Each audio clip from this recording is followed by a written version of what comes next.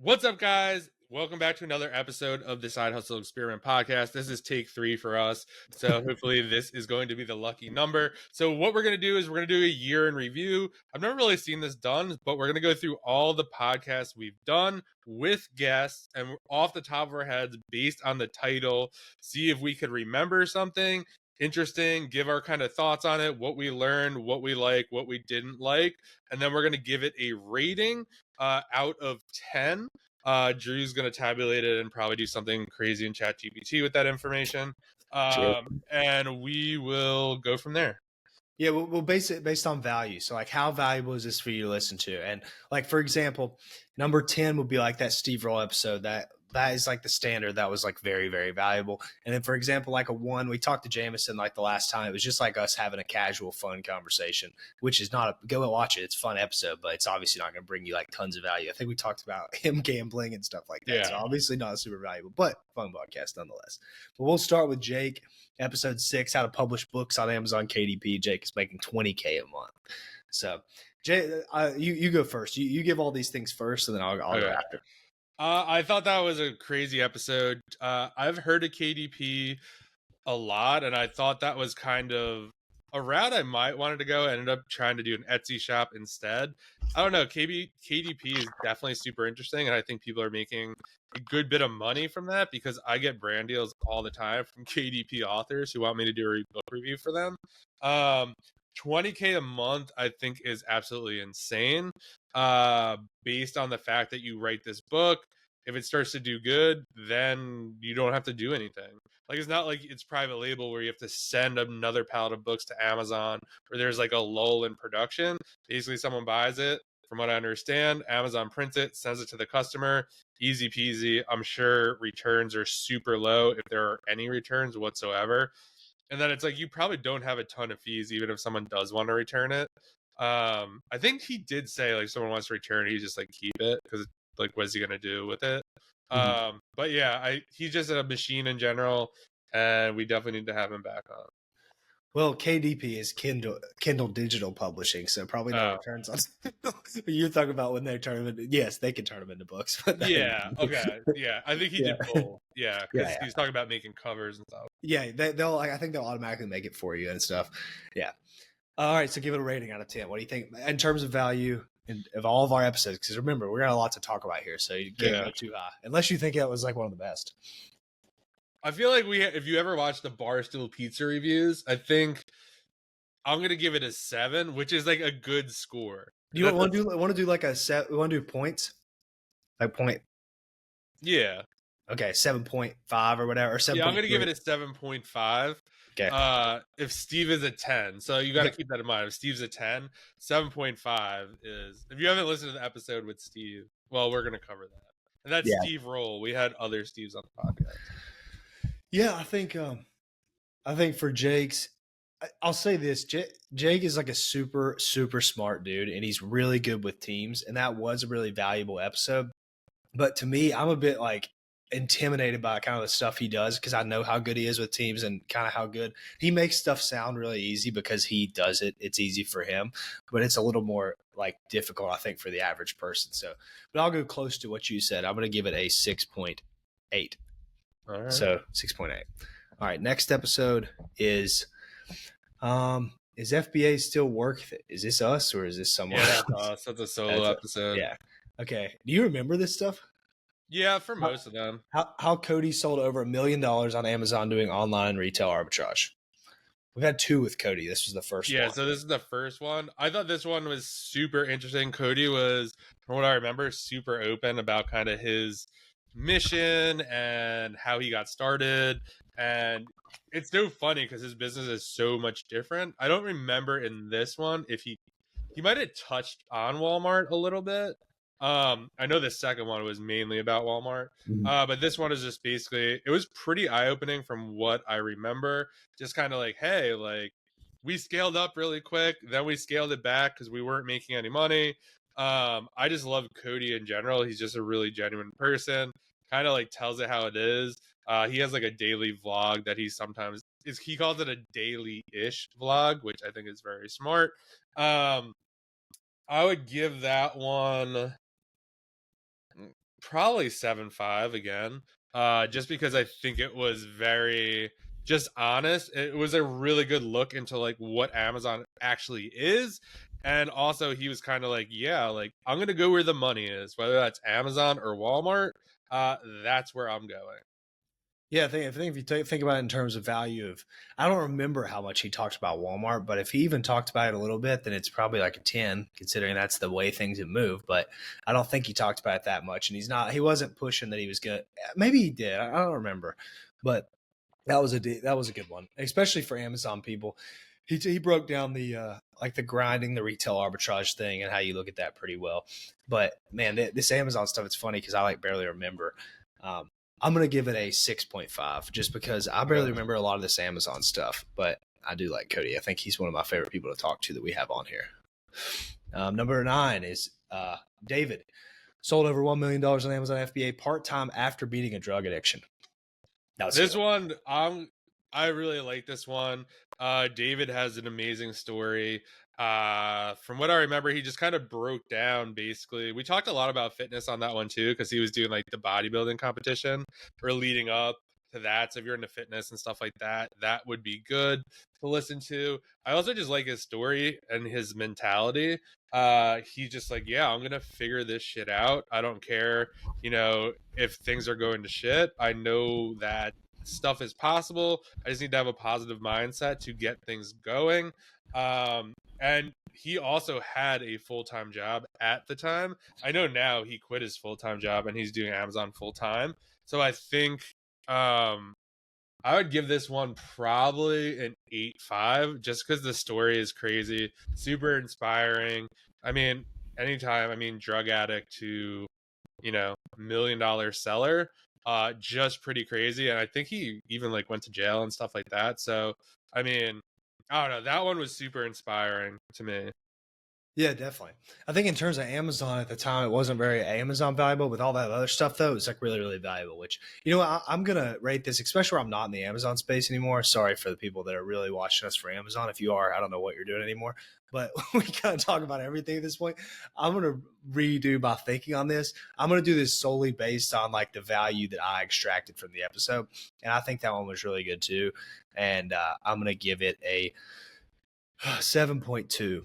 So my highest so far, because I do think that was really good. And he didn't just talk about that. We talked a bunch about fitness. He talks about a bunch of different ways he diets, he bulks, he works out, and then he talks about some sales stuff. So that was like all across the board, really, really good, I think. Next one is Rick, how to scale your Amazon FBA business to $900,000 working part-time hours. By the way, that has 500 views. That's probably up there with That's one of my most insane. and that was not like that in the past. I guess that's just now caught on in the recent, months. But that one was Rick, Yeah, my that's friend Rick. crazy. All right, so Rick's episode, I think after this one, we both like so usually we record the podcast and then after we just like kind of talk or whatever, and we were both like, holy shit, like this is the best episode so far that we've recorded. That one was just super eye-opening. He was doing this, I think anytime you could do anything part-time, he runs like a full-fledged business.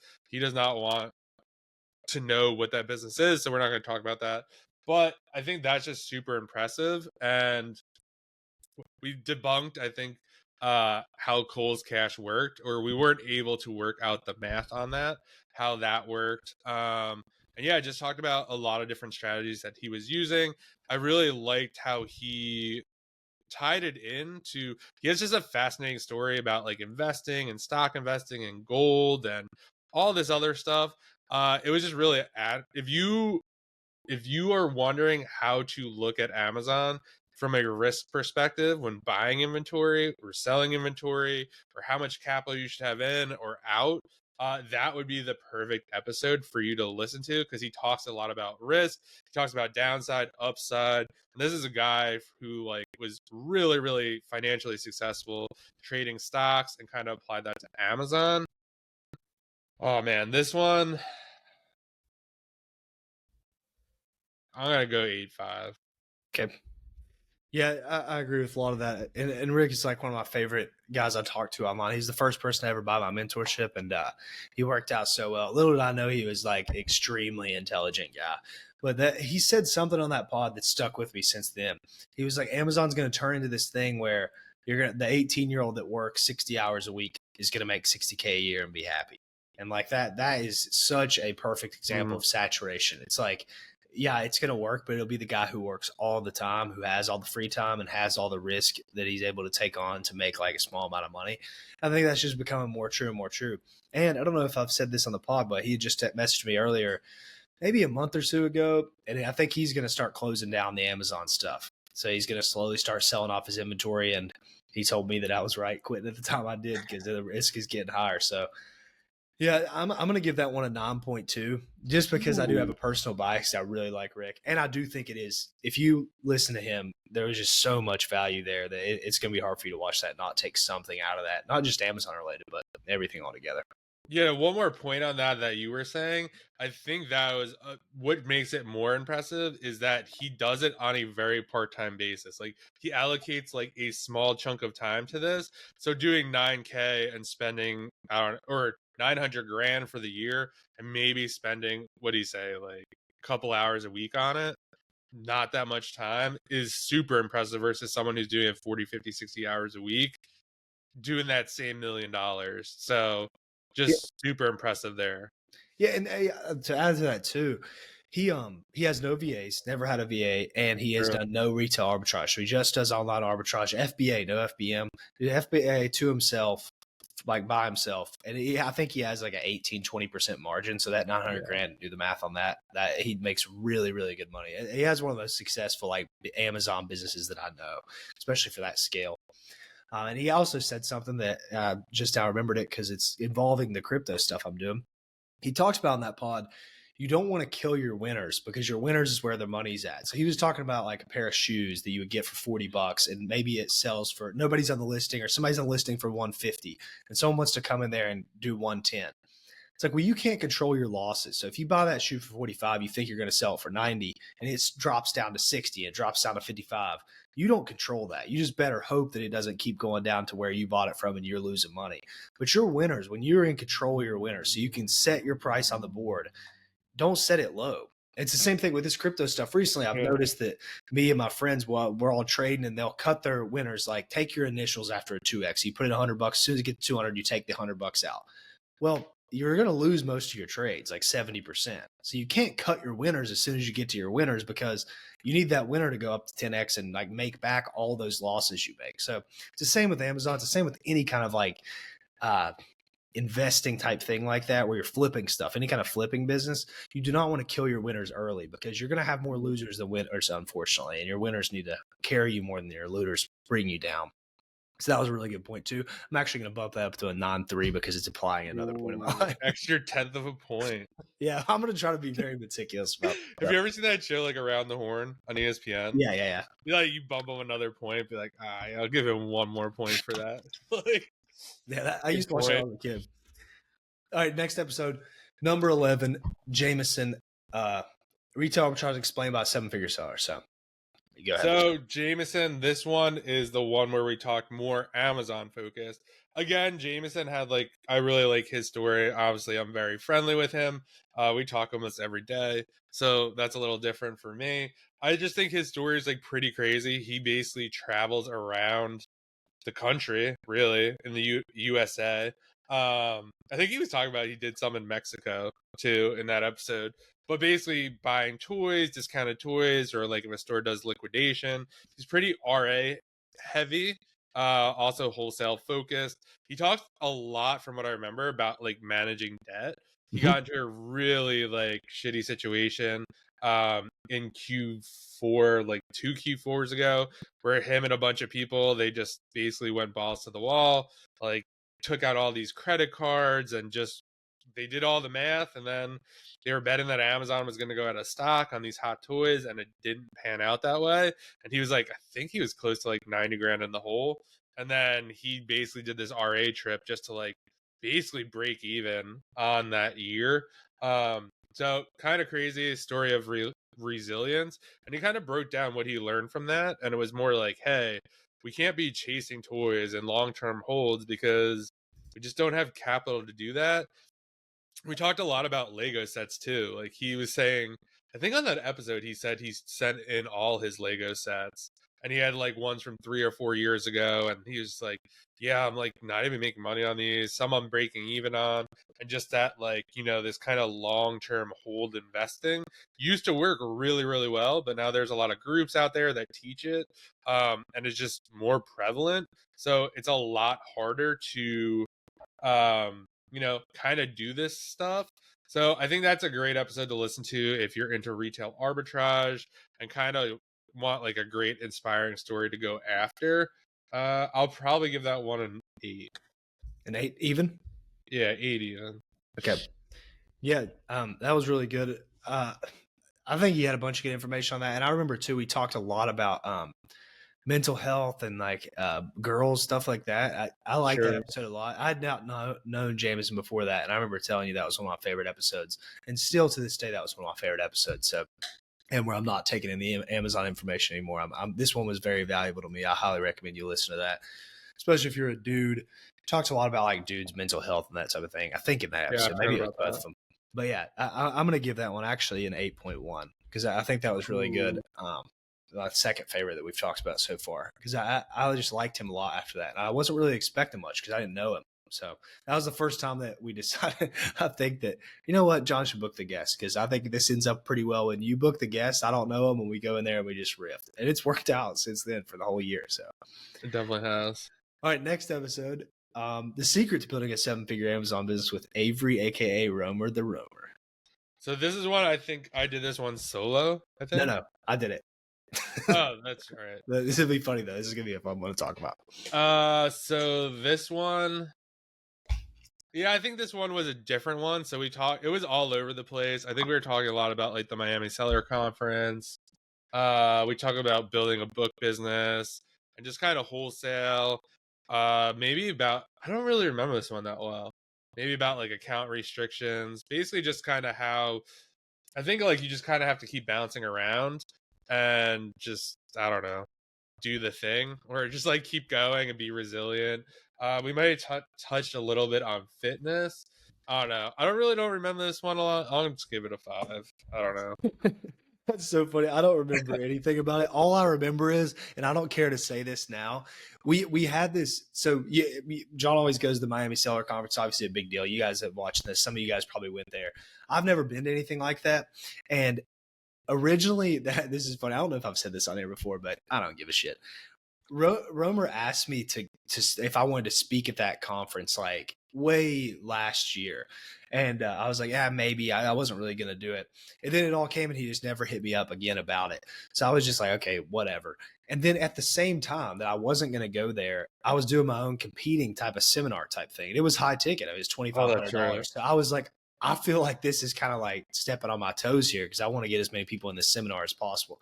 So I really didn't even want to do this episode. I like purposely didn't do any research. And so I obviously didn't find that very valuable. Sorry to Romer. I mean, he's a cool guy. I like the episode afterward in hindsight, but in terms of value, I'm going to have to give this a 3 because I literally do not remember.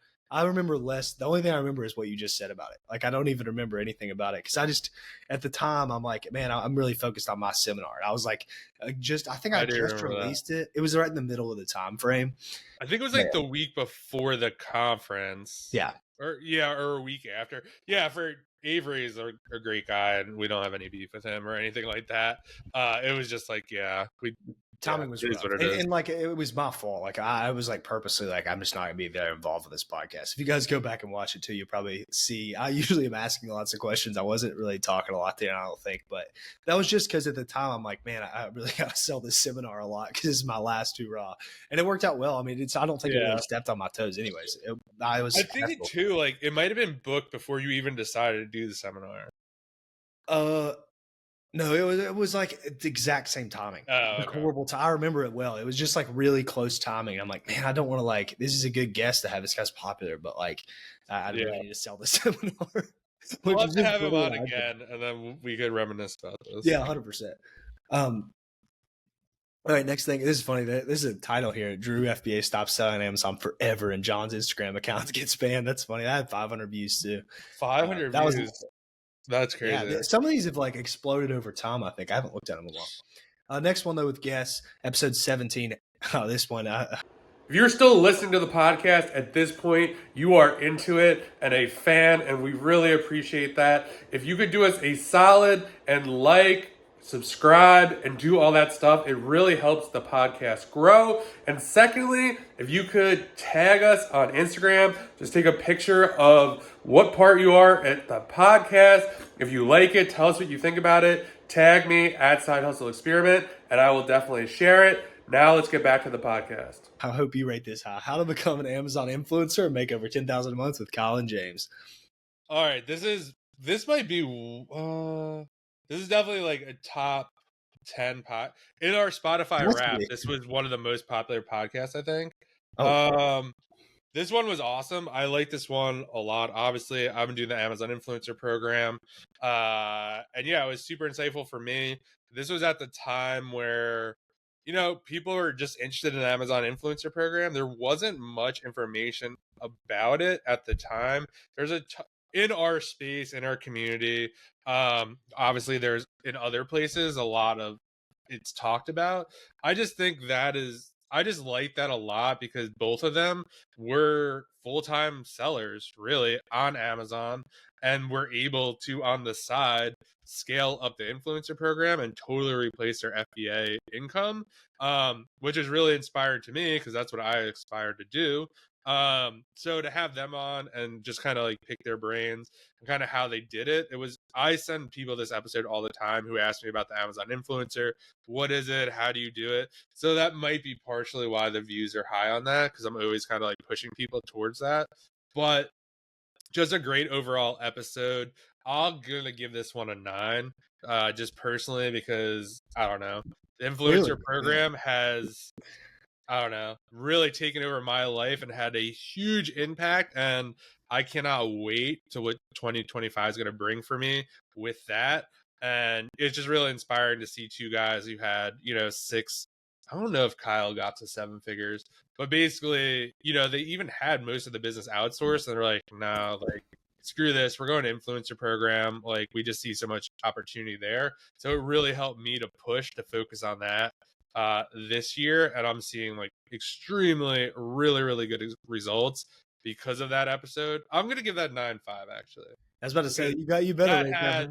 That's your career. Steve is the highest, so they got to go 9.5. But just based on the fact that influencer program, like in the span of 8 months, I am where I am.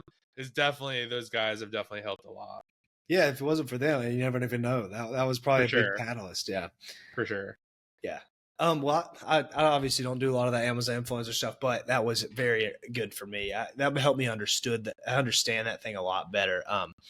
If you were gonna start doing any kind of UGC and you like don't know where to start, I do think that's a good one to watch. It was our most viewed ever on Spotify, and it's one of the most viewed on YouTube. It's got 660 views. So that's probably our most viewed episode ever, except for that one that has like 5,000 views with Duke. I don't know what happened there, but we must have went viral somewhere. Yeah, somewhere.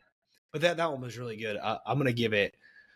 In the justice of, because you're doing this, I'm going to give it an 8 flat. I obviously didn't take a lot because I don't do it, but I know that it did kind of change the course of John's life. So I'd say that's a pretty valuable episode. Yeah, and you almost got convinced to have your girlfriend do it. So like anytime we hop off these and Drew's like, I might do that, I'm like, all right, this is definitely going to be a good episode. Yeah, and that's a perfect segue to the next one, how Joji makes $100,000 selling books on Amazon FBA doing online arbitrage. Joji is super inspiring. So his backstory is like he was a chemistry teacher and basically turned into a bookseller. I met him at Miami Sellers Conference like 3 years ago, maybe, and recently just spoke at his first conference.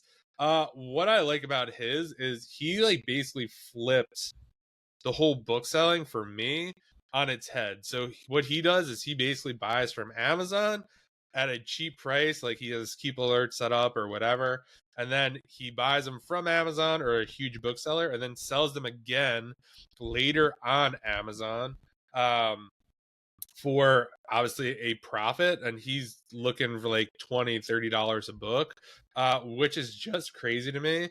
I don't know. That episode was definitely really inspiring because it's like, wow, I was a bookseller for 2 or 3 years and I kind of knew about this, but he kind of built a huge book business doing that. He actually quit his teaching job. So now he is full time, and he's also very investing savvy. He's basically retired, like he's a millionaire. And basically talked about how, as a teacher, how he's able to put away all this like money and 401k money and Roth IRA, and now he's retired at, I don't even know if he's 30. If he is, he's like early 30s. Just super impressive to me, and he just has a super positive attitude and just really great guy. I'll give that an 8 flat. Okay. Yeah, that was so valuable to me that I started trying to do that. It didn't work. A lot of this stuff. Right. Fair warning for people that are watching these podcasts. We have all these different people on. You're probably like, "Oh, this is a great opportunity. I'm going to go do it." Listen, it is way harder than you think it is. So I tried to do it. I was like, no, this isn't as easy as I thought. But it was very valuable, and Joji was a nice guy to meet. Talked about a lot of different stuff on that pod. He talked about software too, and that type of thing. True. I'm going to give that one a 7.4. But it was good. I really like Joji. We're going to have him on again. That was a long time ago. Next one, I'm giving some quicker answers here just because we got so many to go through, and we're already at 30 minutes in. But how Kyle sold over $2.5 million on Amazon doing online arbitrage. I'll speak first since this is my friend. I've talked to Kyle here and there. I think he's cutting down the Amazon stuff too. He's got like a normal job now. In terms of value, I don't think it was an extremely valuable podcast. I think that some of these I'm going to have to go watch back and see how these predictions like came true, because I know I was making some pretty bold claims at the beginning. I know some of these guests said certain things, or maybe they disagreed or agreed. I don't know what Kyle ended up saying there, but I think that he thought that Amazon would turn around and be a lot better. So too bad, Kyle. I think you're wrong there, unless it changes soon. But I don't know. Overall, though, he did say some good stuff about wholesale and kind of warning people about certain things. So I'll give that one a 7 flat. All right. Yeah, for that one, I do remember it. I don't really remember that one as much. Me either. And that's like no offense to any of the guests. It's just like it was so long ago. Some of them are more fresh, or like, the influencer one for me, obviously, that really catapulted me in a different direction. But for that one, yeah, I mean, I will say the impressive part, I thought Kyle was much older. What is he, like 25? Dude, like 23. Yeah, 23. So to do like $2.5 million in Amazon sales, absolutely insane. So I thought that was super impressive, and the whole wholesale game, and kind of how he kind of built out he was a very lean seller. So I'm pretty sure he had like 1 or 2 VAs. Like he didn't have like a crazy operation. Like you would think, he had like 3 or 4 VAs doing that much in sales. So I thought that was impressive. I was gonna give that one a 6. I don't really remember it that much. I don't either. I think it's because he hasn't done any podcast before or after. That was kind of the only one, and it's kind of make or break on that kind of stuff. Like Rick was really good and he did that, but Rick's older. But Kyle's young. It was his first podcast, so I don't want to fault him too much because it was a decent episode. If you guys want to go listen, for sure. Yeah, and it might be way better than we think. I don't know. I mean, it was long. We talked for an hour and 12 minutes to him, so it must not have been too bad. I just don't remember it a ton either. That's weird how some of these are like so memorable. View count 367. Definitely up there. Yeah, it's up there too. Compared to some of the episodes. Yeah. The next one, Sadiq sells over $1 million on Amazon FBA while still in college. I have struggle remembering this one too. Maybe you can like remember. Yeah, this one is really, really good. I like this one a lot. Sadiq's a really smart guy. Big fan of the podcast, so he'll probably be listening to this. So I think, I don't know. It's just super impressive. I do remember. I don't know if he said it on the pod or whatever. He's not gonna care. But basically, he learned a lot from like sneaker flipping in high school. So he's been doing this since high school. I remember him saying like he had all his money tied up in sneakers, and like he was like, "Oh, I'm crushing it." And then he basically lost all of it. He lost like 50 grand, his 50 grand in profit. And then it taught him to like take money off the table, which I think is like one of the things you need to do in Amazon. It's crazy to me that people have their entire net worth tied up into Amazon, since it's such a volatile like platform. So I think that was really impressive. His age, I mean, that's insane. Like he has a full course load college. I think he shares a VA with 2 or 3 other sellers. So super lean, sells a lot of apparel. Luckily, he wasn't affected by the Nike regate because I did reach out to him. But just super. I think he'll probably. I don't know how much he'll do this year. It's definitely going to be over $1 million. So definitely, I don't know. I like that episode a lot. I'm going to give that 8.4. Man, your memory on this stuff is unreal.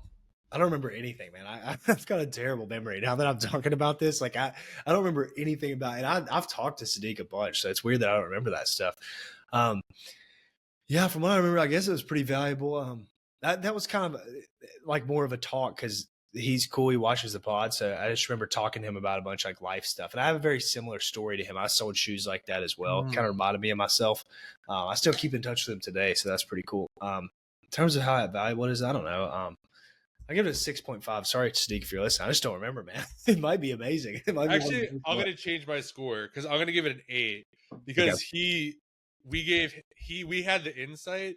He asked us questions, and we were like, yeah. we should have guests ask us questions. So based on his like idea, we did apply that. So that was more valuable. That's true. You just lowered your score, I think. No, I get. Oh, what did I you give had it? an 8.4, and I'll give it 8.5 then. Okay. I'll bump it up to 6.8 because he did do that, and that has been a huge part of extending these podcasts and making it more valuable. So I do agree there. Yeah, well, I'm trying to think of more other stuff that he talked about. Oh yeah, there's one thing, a very big insight. So in terms of value, okay, I'm gonna bump it up to a 7.1 just because of something I said on the podcast. He asked me, I don't know if it was on the podcast or after, but he was like, "Hey, I don't know what to do about." He was thinking about moving. To moving to Miami or staying where he's at. And I gave him, I think, good advice. And I still give people this advice today. And if you're listening to this, hopefully this will be good advice to you. I said that you need a base where you're going to move and like what kind of lifestyle you live based on like what you enjoy to do. Like just because all these kids are moving out to Miami doesn't mean that you're going to love doing that. Now he's young. Now, if you want to go out there, you want to like chase chicks and like have some fun nights with your boys, like that's cool. Do it. I just told him I wouldn't do that because I already was in a frat in college. Like I already partied, I already had chicks, all that stuff. I don't really like want to do that anymore. So that stuff doesn't like appeal to me. Now there might be other benefits moving out there. Maybe there's good connections and that type of thing. Maybe I'm just looking at it from a very hedonistic standpoint, but I told him, if you like where you're at, if you have good friends, if you have a good family, you don't have to move out because you're already doing good, man. You're already making good money. You're going to make good money there. So I gave him that advice, and I don't know what he ended up doing. I'll have to check back in with him. Maybe he'll watch this. Let us know, Sadiq, what you ended up doing. Are you in Miami, dude, popping bottles, or are you still where you live? I don't know, but I'm sure he'll listen. So that was good there. All right, next one, 27. How Corey Ganem sold over $12 million on Amazon. The only episode we've done that doesn't include Mr. Drew. So that is right. Give this a 0 because I've never watched it. But that was my episode. We talked about wholesale. That's a really good one if you want to get into wholesale. We talked about how to handle objections. It's basically how he built his wholesale business. I don't remember a ton from that one. I'm gonna give that one to 6 just because I don't remember a ton, but there's definitely some like wholesale scripting and cold calling, lots of good stuff for stuff like that. But since I don't do wholesale and stuff, but if you're gonna do wholesale, I'd probably bump it up like 1 or 2 points. But since I don't do wholesale, I guarantee once I chat GPT this and put it in, I bet all of our lowest ratings are gonna be wholesale people because I don't do wholesale. I found those podcasts interesting, but like I don't get pumped up about them because I just don't really care about wholesale. And we've, for some reason, done a ton of wholesale people in the last few months, but I don't know. I guess those people are the most successful. So from what we've seen, those are definitely like the most successful guests we've been on. So that should tell you something. True. Those guys do have big businesses, but that's funny. You gave it a low. I didn't watch it, but I know even the other wholesale ones, I'm just not going to give it a lot, but those are good episodes if you're into wholesale, I guess. What we're not into, it literally relates to us 0. So that's probably why. I mean, maybe some of these will think back and think it's more valuable, but I don't know. Yeah, so and it's also like we're cold. Like it's hard to say. Like I could like turn. I was like, oh wow, I forgot about that. But yeah, we haven't even. We just came up with this idea after failing. We just didn't think I would go long. So number 28. How to make 6 figures in profit doing online arbitrage on Amazon with Duke Does Amazon. Is this number 2 or the first episode? This is the first. Second. This might be the second. Yeah, I think it might be the second.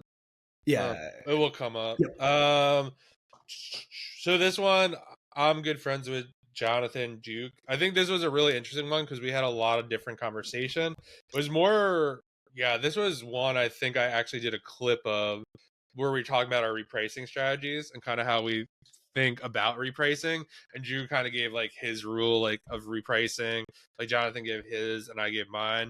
Um, so that was like cool with that. I think we also talked about his other like beer bus business, like whether he should keep doing that or not, or just kind of keep to Amazon. That is really funny because based on like what's going on with Amazon, I'd almost now be like, yo, you should just do the beer bus. Like make more beer buses probably. That would be my predict like that's what would be my advice. I think on the podcast I was like, yeah, you should totally get rid of the beer bus because like he was very bullish on Amazon and like it's like, oh, this thing's kind of a pain. So that's interesting. Just kind of the conversation is definitely, it was just more conversational, higher level, kind of a lot of risk mitigation from what I remember, how to mitigate risk, kind of how, you know, he's going to go until the wheels fall off on the Amazon thing. And that it's a great opportunity to make money and kind of plow that into other investments. That one, since it was published on my birthday, I'm gonna give that 7, 8. Okay. Honestly, I don't remember this one much at all because I'm kind of colluding that first one and the second one together. So I don't really know which one. But Duke is one of my favorite people to ever talk to, and I know that at the end of this, we're gonna have to figure out what our favorite one is. Well, I guess we'll see Yeah. it based on the reviews, but also like what our personal favorite was. But I know this is up there with me because I really like talking to that guy. I could talk to him for hours. He's really cool. He's got a lot of insight. And out of all the podcasts I've ever done where I'm a guest, his is my favorite one. So that's some good. If you haven't watched that, go watch Drew FBA and Duke Does Amazon, his channel. That was my best podcast, I think. But man, that if you watch that now, I've changed so much since then. I think I was like really like I'm going to do Amazon for a long time at that point. That's funny, but that was a good one. I'll give it a 7 flat. I mean, I hate doing that with it. I haven't done it that much. 7 flat, just because I don't remember it very much. But I know that the first one we did with Duke was our most viewed podcast ever, so that one had to be pretty good. Or 5,000. Yeah, true. Next one, I know I'm gonna give this one a high one. Secrets Yeah. to running a profitable Walmart and Amazon business with crazy flipping mom. Yeah, so this one was probably one of my favorites. Emily is just a badass. We talked about so much stuff. Some of the clips that came from this that was like auto generated definitely could not post on Instagram. Just it was just some wild stuff that we said on that episode. I think that one was just cool. Basically, I just learned a ton from Emily on that episode. Basically, like, don't give a shit what other people think. There are a lot of just internet trolls. If you're not being controversial and kind of like social media and your takes, it's not going to get much traction. Not that we're doing this for social media or to grow our stuff or whatever, but she just has a great business mind. Love the fact she talked about the process of like building an app. For her community and how like no one did it. She had no idea how to do it. They like maxed out all their credit cards to do it, and it like really panned out. And then kind of her switch to Walmart from Amazon. She does sell on both, but I'm pretty sure she probably sells a lot more on Walmart. And then she just has so much going on. Like she makes a ton of content. She sells on eBay. She has like someone that helps her list stuff. Just super, super inspiring.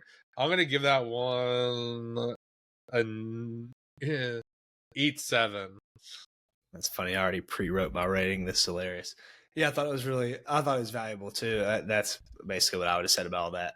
The part about what she was so weird to hear somebody say this. She was like, if I don't get hate comments in the first few minutes of my video being up, I'm sad because I know it won't go viral, which I was like, dude, that's crazy to get to that point to think that. So that was a good insight. And that was one of my favorite episodes to do too. I knew nothing about her and came out of that. That was really a good conversation. We spoke for an hour and 12 minutes as well.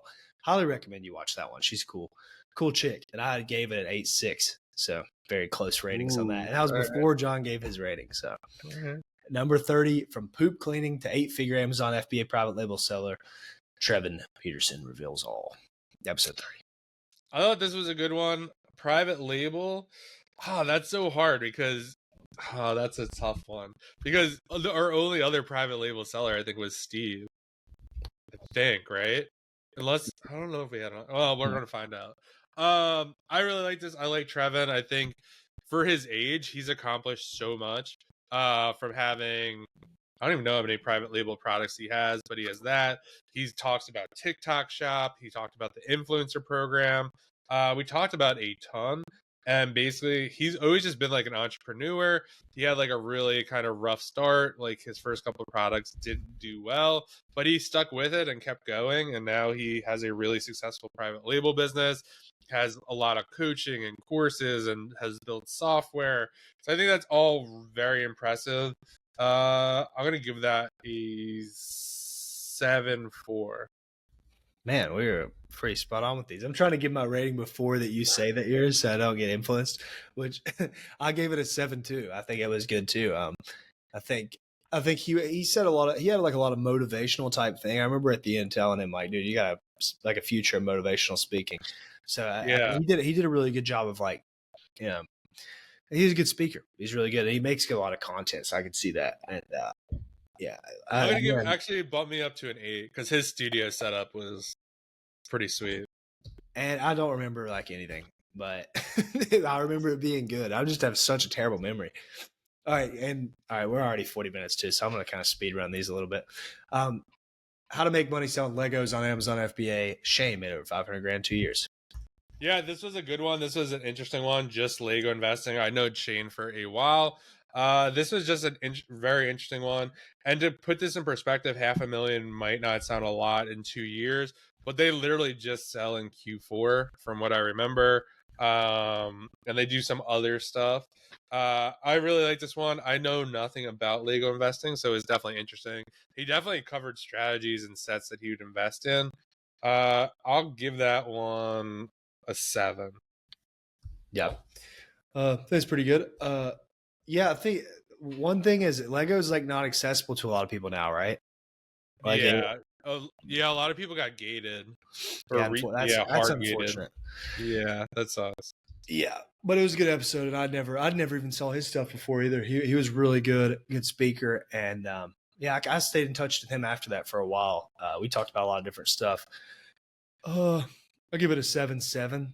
I think it was good. If the Lego thing was more applicable, and it might be in the future, then that is going to be a really high rated episode. But I don't know how long that stuff's going to be last on Amazon, so it's kind of like contingent on that a little bit. All right, 32. How to make money selling books on Amazon FBA with six-figure seller Mike, the used book guy. This one was this one was so much fun. I really enjoyed this one. So we basically just talked about Mike's story. Mike actually started reselling because of me. He heard me on a podcast talk about selling books where I live, and he's like, I live very close to there. I could probably do this too. So we kind of got connected there. I really liked his mindset. He's very like no BS.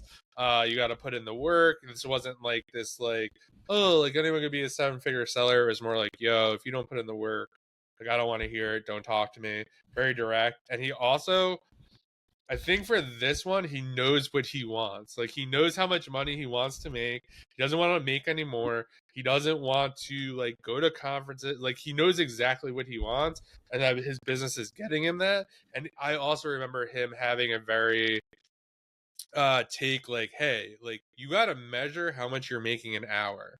Like if you're spending 60 hours and making like 5 grand, like your hourly rate's really low. I'm pretty sure he's working like, I don't know, maybe 10 to 15 hours just on the book side. He does a lot of other stuff. I'm going to give that one an 8 because it was just super authentic, and I don't know, taught me a lot about knowing what you really want. Yeah, I agree. I was going to say that's what I took out of it, is that he was really content with what he was doing. And while I do think that some people should not be like that, you should shoot for the stars. You shoot for as big as you can. It changes when you get older. And he had a family, and he's like, this supports my family, and it lets me have time with them. And it's like the wealth is whatever you make it. So I gave it an 8.1. I thought it was really valuable like that. That insight alone is really valuable. But it was overall funny because he's a funny guy. He's a very honest guy. And so there was a lot there that I'm not remembering, but I just remember it was a funny conversation. Next one, Psycho sells over $1 million a year on Amazon doing online arbitrage, starting with $400. This one was a really good one. I like this one a lot. For this one, all I really remember for this one is we talked a lot about virtual assistants and how to scale your business using virtual assistants. This one I'm probably gonna give. I'm gonna give this one like an 8.4. If you're looking to hire VAs, because what a lot of Amazon sellers lack, me included, is setting up systems and teams. And I'm pretty sure like we went over like all the questions he asked his VA team. He might even showed us like the applications and basically how he vets and how he manages them, how he keeps them motivated, all that kind of stuff. And kind of like how he doesn't put in a lot of time. So I thought that was super inspiring for people who do want to get a VA. So if you're looking to get a VA, I feel like that would be a good episode for you to check out. Yeah, in terms of Amazon all around, I thought that was really good. The VA stuff, and then even the way he looks at products. Like if you don't follow him on Twitter and you're an Amazon person, you need to follow him. He makes a lot of content. Yeah. He made some me and him where like I don't know if we were subtweeting each other or what, but I was making takes about Amazon. He was making the opposite takes, kind of like I think that he thinks I'm wrong about the outlook of Amazon, which not faring well at the moment, but I think that he thinks there's way more to go with Amazon. But I think as time goes on, it's tougher and tougher. And I think that he's got a really good skill set that'll translate everywhere. So being so hyper bullish on Amazon is, in my opinion, not the best thing. But overall, I think that was the most valuable episode we've talked about so far in terms of like how you hire people. So I'm going to give this a 9.4. It's my highest rating just because, just because I remember getting off that and being like, this needs to get watched. This was so valuable. It might not have been the most like fun conversation, but in terms of straight value, that one was really good because you have to hire stuff and you have to hire people kind of no matter what business you do. Yeah. And the way he looked at hiring was really good, especially for his age. He's like my age, I think maybe a little bit older, a little younger. Yeah. Like that really good insight there. Next one, transitioning from Amazon selling to an agency model, Grant Owen's experience. This one was super interesting. I don't know. I really don't relate to like I have no desire to kind of have an agency, but I do like think Grant's story was really cool because he basically went to Miami Seller Conference and was like, I don't want to sell on Amazon. The margins make no sense for me. But what I did learn about this is I want to start an agency. So I think he literally went home from Miami Sellers Conference, like opened his like LLC and started an agency and eventually quit his job. He does work with a lot of people in the Amazon space to create content for them and stuff like that. I'm just gonna give this one a 6. 6. Yeah, I'm trying to remember. I think that he had some valuable stuff on content. I think I don't know. I don't remember this one very well either, but I know that he had a 6 setup. So, but I don't know. Same with me. It's like the agency thing is not really my thing, and I don't even make content anymore. So to me, this is like zero value because I don't even do any of that stuff. But I know it was valuable overall, and I think that was a good one to listen to. And Grant's a good speaker too. He's entertaining, so he's an entertaining guy. I'm gonna give it a 6.8. Just because I do think that he keeps people's attention really well. 36, 0 to 70 million. Amazon lit. Amazon's wholesale success story. Yeah, this is a really good one. If you're really trying to scale your business up, I feel like this is, I don't know, that was just such a great episode. I feel like in my head, I was just blown away just about how much, Eric has been able to do and Sebastian, and they have like a legit business with, 70 people. I forgot how big they said their warehouse is. Just absolutely insane. And they didn't come from money. They just basically bootstrapped the whole thing. And well, not bootstrapped the whole thing, but like didn't have a big investor or anything like that and just kind of built it up. I'm going to give that a 9 just because it's the biggest seller that has like an operation like that. And it's just super impressive to he was just talking on a whole nother level. Yeah, he was. And he also mentioned a lot of good coaching stuff too, which is like what originally we were going to do with this episode about. And it's actually inspired it because the guy talking to me asked me about their program. But yeah, that was good. I was really good too. I'm going to give it 8.2. Like I said, I'm surprised I even gave it that for the wholesale stuff because I just do not care about wholesale at all. But what I find interesting is that all these wholesale guys have like such different podcasts. You'd think that they'd be similar, like all the Mhm. 08 guys, it's like kind of similar type of stuff. Yeah. Wholesale guys have like way different stuff going on, but it's good, and that just shows it's a different business and it's a bigger beast altogether. But it was very valuable, and anytime that guy's speaking, it's pretty valuable stuff. How to build a 7-figure Amazon business without using credit with Checkmate flips. Dude, this was the longest podcast Yeah. by far we've ever done. This one was almost 2 hours. I think we were at like 112, and we're like, "You want to make this? You want to be the longest podcast?" And he's like, "Let's do it." And we talked another, I don't know, 40 minutes, I guess. This one was a great one. I absolutely really like this one a lot. This is definitely one of my top ones because Seth did something that was like probably the hardest thing to do. He literally was like at 100 grand in sales. We're friends. He's not gonna be mad if I fuck this up. And basically like scaled all the way down to run his business on cash and stopped using credit, and scaled it all the way back up to over $100,000 using cash only. I mean, to do that is just extremely, extremely impressive. One, to have the foresight to be like, I am too over leveraged. If this goes to shit, I am screwed. I'm gonna have to apply for bankruptcy. I'd rather scale back now than like take my chances and see if it goes awry. He also does eBay to Amazon, which is a whole different model altogether. Much higher margin, much higher buy cost on some of his stuff. Just super impressive, and I just love how he thinks about stuff. He doesn't get frazzled or like chase stuff. He's just very meticulous about what he does, how he does it. He only has one VA, I'm pretty sure. He was doing all merchant fulfilled as well. Now he has a prep center. Just super impressive. I'm gonna give that one a 9.1. Cool. Yeah, I barely remember any of that because it was so long, but I do remember that being one of my favorites as well. And if he talked about the debt stuff, which I really don't even remember, but based on what you said, it sounds very valuable. So we talked about debt, I guess, and like building stuff up without credit, which I'm a big proponent of. I don't like being in debt, so I'm going to give that an 8.7. Yeah, I feel like if you got hit with the Nike Regate and all that shit, you should definitely listen to that episode.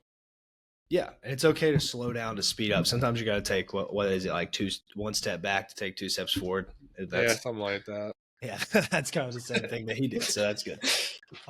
Next is Michaela, from 7-figure Amazon seller to 7-figure real estate mogul. And I'm sure many of you have been longtime listeners, but if you're not a longtime listener and you're just like tuning in recently or maybe the last few months, the reason that me and John even have this podcast is because I used to go on a happy hour with him and Michaela last year. I was their most viewed guest, by the way, but also the most recurring guest. I was there all the time, and then we would decide like she got really busy with this real estate stuff, and we were like, well, let's start a podcast. And look at us now.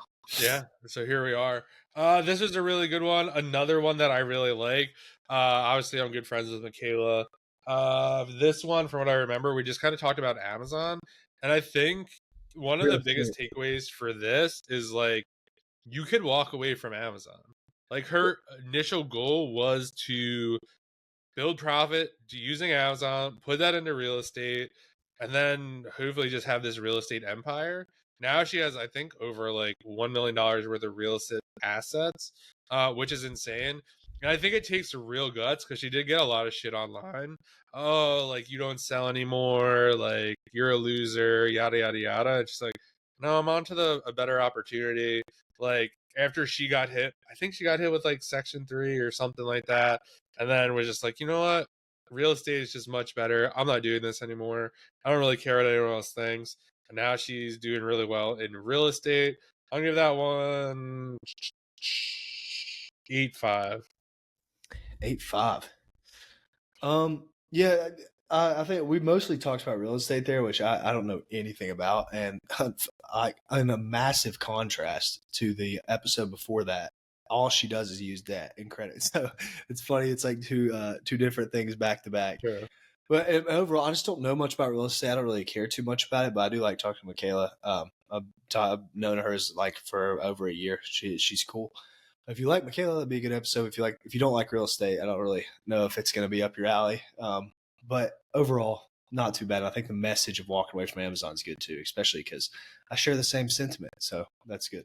But I'll give it a 5.5 just because it was super real estate. It was real estate heavy, big time. And it's just like, I don't really know much about it. I don't even remember anything. Yeah, I do like particularly remember like she's like really, really good at real estate. And like since I have no base knowledge, it was like some of the stuff was like way over my head when it comes to like the lending and all this other stuff. But if you want to like get into real estate, I would definitely.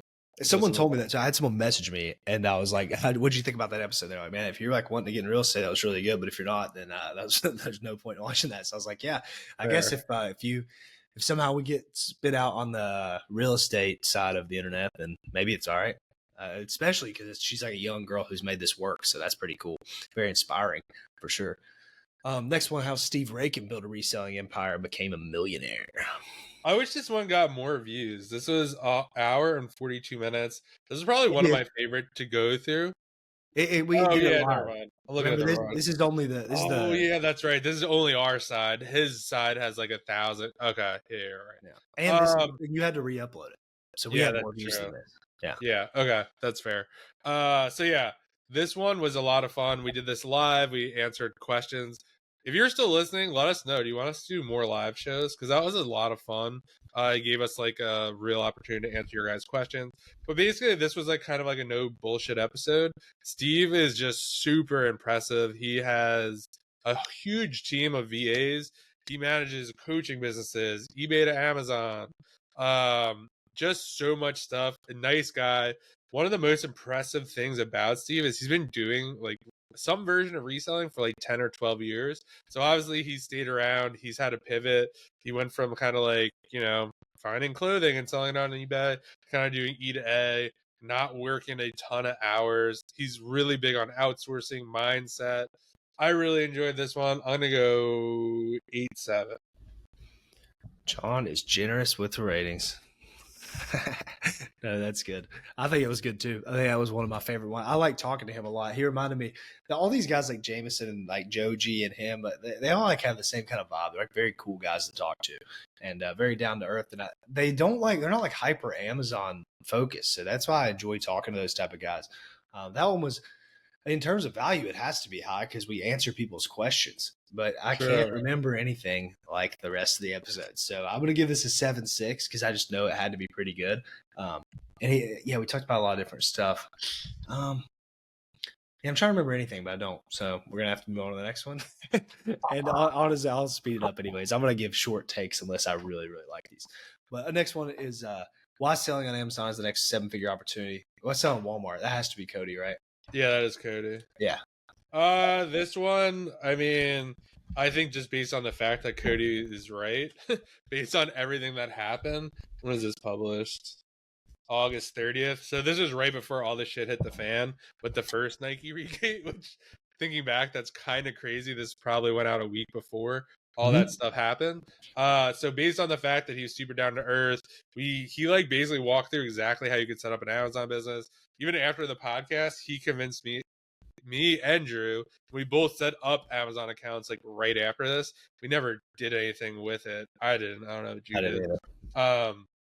That one for value, if you're trying to make the pivot from Amazon to Walmart, that's going to be a really valuable one for you. 8.5. Yeah, I agree. Especially in hindsight, it's a lot more valuable than I guess it was in the moment because it's just like if you're not on Walmart, then who really cares? But in hindsight, you probably should have got on Walmart. So I'm going to give it an 8.8 because it really good. And he went pretty deep on Walmart, especially because we had so many people talk about it recently that we're like, we need to have somebody on that really explain this. So that was good. I think that was better than our first episode with Cody, which I feel like usually what happens is we interview somebody first and the second one we're more just chill with them. And I feel like on this one, it was like more value in the second one. We were pretty chill in the first one. So I highly recommend that episode 40 with Cody. Amazon Seller Challenges, Reselling Negative Publicity, and the Road Ahead with Jameson. That's what I was saying would be low value because there was no Amazon or anything. But now that I'm like, it wasn't. I mean, this was a really good one. And I wanted to have him on bad because I just really like that dude. And I think that one was really valuable, by the way. I'm going to give it, I'll start on this one. Yeah. I'll give that one just an 8 flat because I like talking to Jameson. And if you care about stuff besides just like business and Amazon, then that's really going to help you. Yeah, I'm gonna give that one an 8.5 just because I'm good friends with Jameson, and like it was a different episode and that's like kind of what we aim to do at times. It's like there's more to life than just business, and like this was one of those where it's like, yeah, it was about selling on Amazon, but it was about a lot of other shit too, and life isn't just about business. So you got to talk about other stuff as well. True. Episode 44, Jonah Hodges builds a $25 million empire through wholesale. That one, that was such a good one. That one was really valuable because he talked a lot about brand direct wholesale and kind of how he sets up these deals. Obviously he's built up a huge business. I'm gonna give that one. I'll give that a 7.5 just because like I don't really care about brand direct wholesale, but I do think that actually I'm gonna give that an 8 because I think that is the future of Amazon. So yeah, that is the future of Amazon. So if you want to continue to sell on Amazon, I would definitely listen to that episode. Yeah, again, it's just like the wholesale stuff I don't care about. When our episodes with these wholesale guys, they really are like top level speaking guys and they know so much stuff. This one only has 200 views. It deserves more views, but it's the For wholesale sure. stuff, man. I guarantee you look at all of our stuff, the least views are wholesale stuff. But to me, Yeah. they're like really valuable, but I guess at the same time they're not because nobody does wholesale. But that guy, the way he spoke about that and talked about the brand direct thing, it makes so much sense. Like that, I think that is going to be the future, and I think he has a good like hindsight on that. 7.5 just because of the wholesale thing, but it was valuable. Is Amazon FBA still worth it? Oscar Martinez shares his thoughts. This one crushed. This was probably one of the most viewed in like a week. I love this one because it's Amazon influencer focused. Oscar, 7-figure wholesaler, basically stopped selling on Amazon to kind of pursue influencer program, TikTok shop, all that kind of stuff. Just the insights we get, it was so real and raw and like not sugar-coated at all. Which is kind of surprising because you'd think that would turn people off because it was kind of probably very anti-Amazon. But I don't know.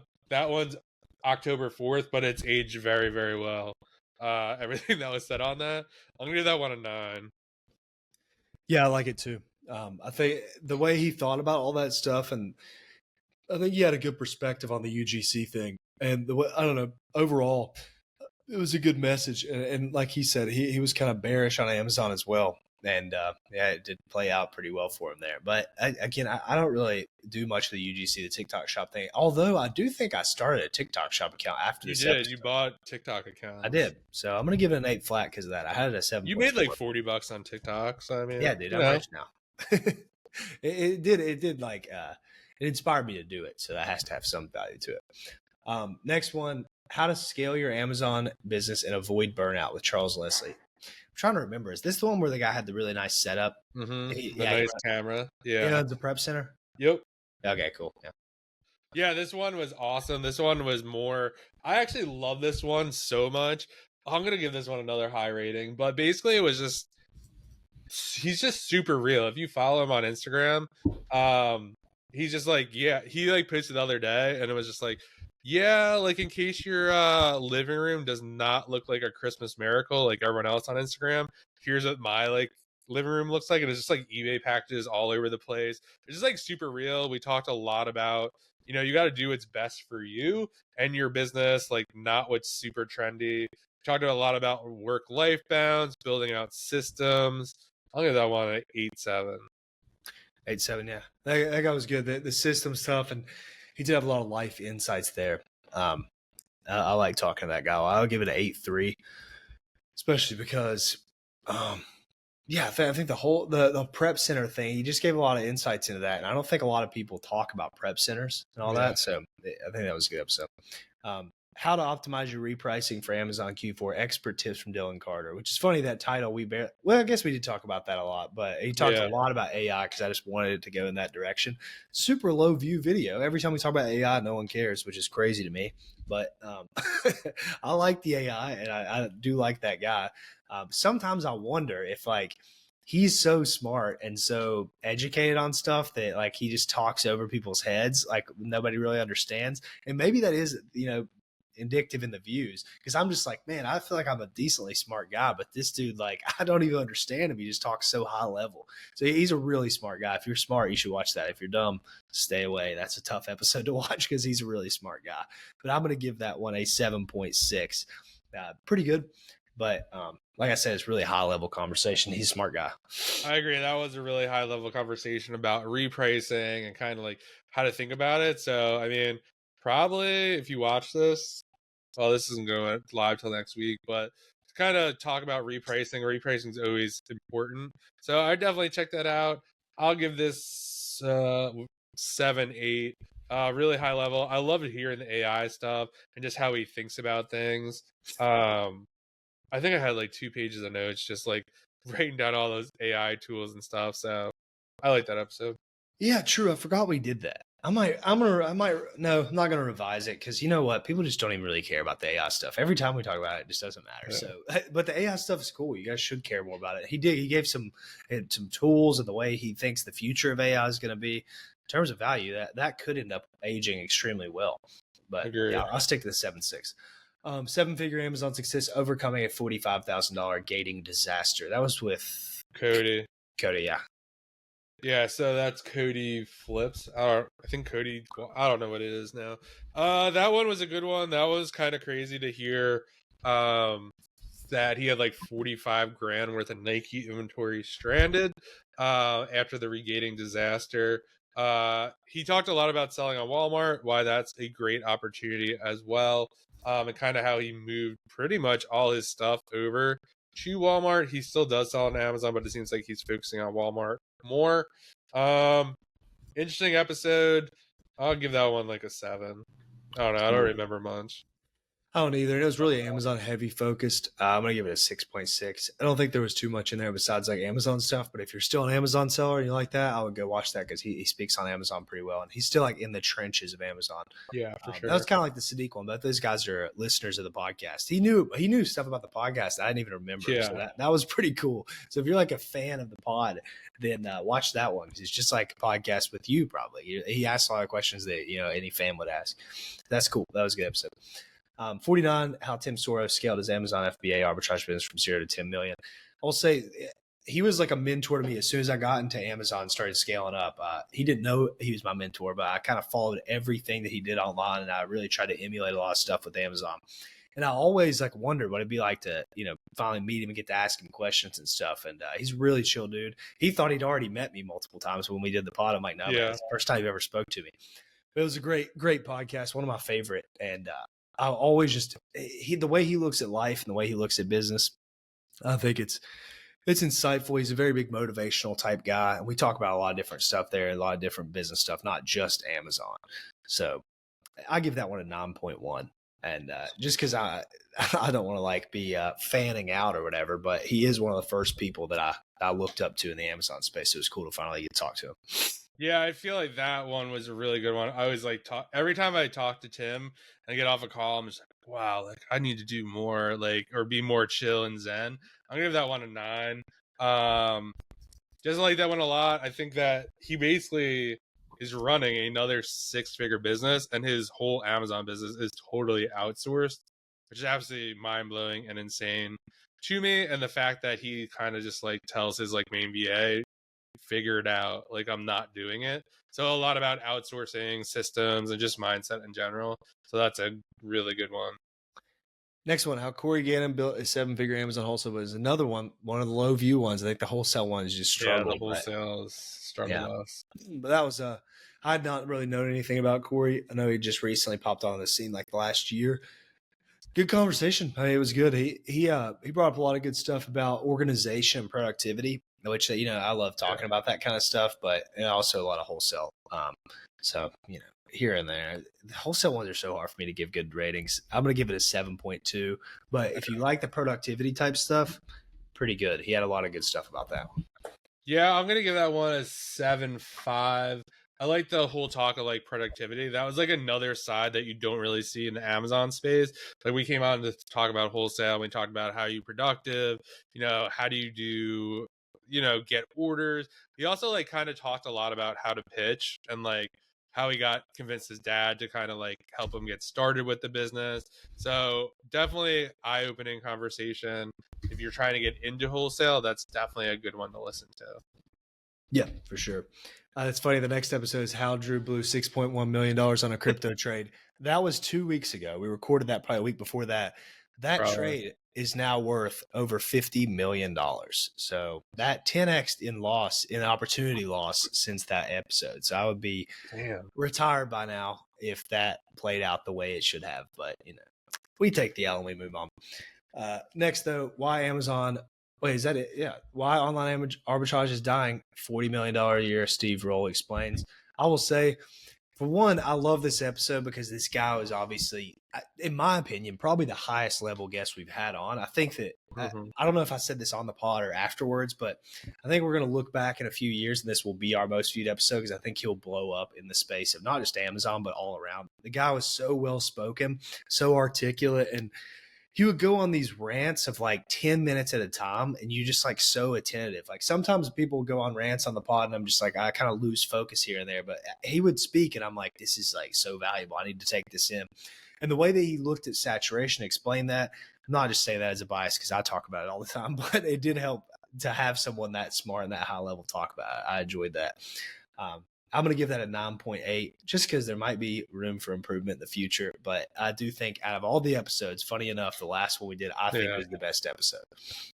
I agree with you. I'm going to give it a 9.9 out of 10. That some of the clips on that were posted on Instagram, not fair because we don't post clips of every podcast, just time or whatever. Did it really, really well. Sparked lots of controversy. Yeah, I just think that one was another one just like based on timing, like the whole gating situation. And I think it was just a very honest conversation. It was like, listen, like, I'm sorry this happened, but we all knew this could happen. And it happened. And like, sorry, but like, I've been saying this for years. You know what I mean? He's like, build a brand. And like, here we are. And I think there was one like quote, he was just like, we all like, no one thinks it's going to happen to them. Or like, if you do get gated, be like, oh, no big deal. Like, I'm just going to hire a lawyer, or I'm just going to do this, or I'm just going to do that. And it's like, then it happens to you. And like, you're like, shit, like hiring a lawyer didn't work. Like shit, like let me tag like Jeff Bezos on Twitter and hope he responds to me. Like there's just like all this like wild shit. So I do think that episode, if you could take anything away from this, watch that episode and literally take it in without blinders. Just listen to what he's saying and then make your decision about what's best for you and your business. Yeah, that's by far probably the most valuable podcast we did. In turn, like there were so many comments on that. I was like, oh, I got a lot to think about. Or I got a lot of DMs. I got a ton of DMs. Oh, like, what do you think about this? I'm like, like it was very thought provoking for sure. So yeah, 9.9. Yeah, I agree. All right, so we'll do a quick little recap here. Hour and 12. Actually, we got to that in pretty decent time. Yeah. The highest rating I gave, well, we're not going to count that episode we just talked about because obviously that was our base one. But the highest rating I gave was Psycho and Rick, which is funny because those were two Amazon heavy ones. But I do think those were the most. Those guys just go in depth about stuff, and the way that they think about stuff is pretty cool. That was my two highest. John's highest was episode 17. What was that? Oh yeah, that was Influencer. Yeah, Influence probably a 9.5, and then you gave a few nines. You had a 9.1 to 37, so that was Checkmate Flips. Yeah, that was a good one. And then Soros 9, a few other nines you gave. So yeah, let's end it with this. What was your favorite episode? Not in terms of like, obviously that one last was probably the best episode we've done, but what was your favorite one? If we had to add someone to the podcast and just do that over and over, what would your favorite one be? I already have mine, but I add like a co-host. Yeah, if somebody else was added to the podcast, I have a debate between two. That's in my head. That's two. But I'm interested to hear what yours would be. And it's any of them. You know, it could be your friend or somebody else. Yeah, I have like two. All right, I have two answers. So I would say if we had to get another co-host, I would probably say Duke. Shit, I have three answers. It'd either be Duke or Jameson. Those would be my two, just because I think they would just add different perspectives. Like we both really like them a lot. I think Duke just has a very like steady mind and like doesn't get frazzled. Jameson just has a whole different kind of mindset. And then personally, potentially like I would say maybe Oscar, just because he has like the UGC and was kind of like no BS, like doesn't really give a shit like what people think. And you know, that podcast has aged well, even though it's only been like a month. I just kind of really like the approach and being like, yeah, like I'm walking away from a 7-figure wholesale business because I got people to feed and I do not trust Amazon with all my money. And to say that is just kind of crazy. So that would kind of be the three. Yeah, I think no, he says we gotta have Duke on for like we gotta interview him again soon. That was good. Duke was one of my two, but the other one was Checkmate Flips. I think that he's more of a reserve guy, but that was my favorite episode, and hence why it took 2 hours. I a lot of the times I can base like how I feel about an episode is how I feel after it. So even this one, like if I have to go take a nap after this, I'm just like, well, that obviously wasn't great. But if I have to, if I'm like excited to do stuff, I'm like, that was such a good episode. Because some of these podcasts, like you guys don't see afterwards, but it's just like draining sometimes, and sometimes it's not. And it just depends on like if the guest talks a lot, or if the conversation's interesting, or if the stuff like that.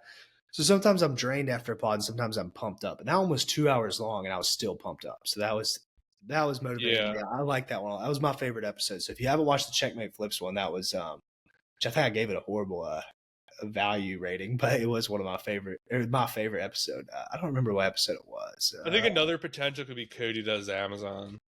Yeah, for sure. But I like Duke too. Duke's always super fun to talk to. It was episode 38 was Check My Flips. Or no, that was 37. Sorry. Yeah, that's my favorite. What's your favorite episode so far?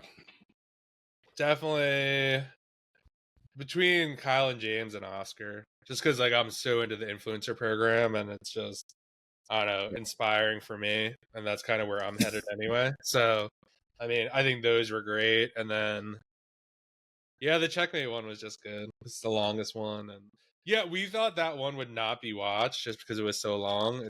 It's definitely up there as one of. And when we say the numbers, that's just based on YouTube. It doesn't count listens and all this other stuff. So yeah, and that stuff sometimes that's like way different than YouTube. So yeah, sure. Yeah. What about you? What's the worst episode? I'm just kidding. Won't throw anybody under the bus. I don't know what the worst one even I would say. I'm not going to say it anyways, but I don't know. I mean, we haven't really had any. I would guess it would probably be like one of our beginning solo episodes. So we probably had no idea what we were doing. Yeah, but I think we have more to talk about then. True. I think the beginning there was so much like these beginning solo ones are like crazy. Like that is true. Yeah, I like those a lot. Yeah. Anyways, what do you guys want to see more of? Let us know in the comments. Where obviously we still we're down to talk about just about anything. Should be interesting to see kind of how this podcast morphs into probably more general or still Amazon, but like definitely more guests. Our goal is like, I don't know. I was like thinking the other day, like I listened to this podcast and they have like the same intro every time.